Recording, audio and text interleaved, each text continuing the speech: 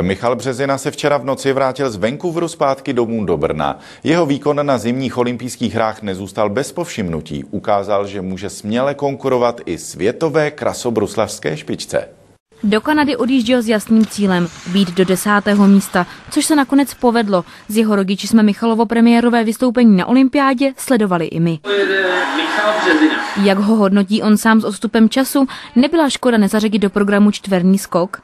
Kdybych zajel tu jízdu čistě se čtverákem, tak bych se možná posunul někam na 7. místo, ale spíš by to asi zůstalo na tom 9. místě. Pořád to není medaile, takže i to 10. místo si myslím, že je docela úspěch. S výroky rozhodčích nebyl úplně spokojen, přesto na Vancouver bude vzpomínat jenom v dobrém. Jsem byl trošku naštvaný, protože jsem se nedostal přes svůj rekord a přitom jsem zajel v podstatě lepší jízdu než na mistrovství Evropy, což mě trošku zklamalo, že to těm rozhodčím nestačilo. 22. března v italském Turíně začíná mistrovství světa.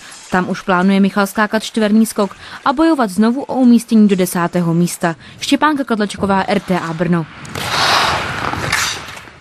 Takové byly středeční zprávy. Prožijte hezký večer a na viděnou.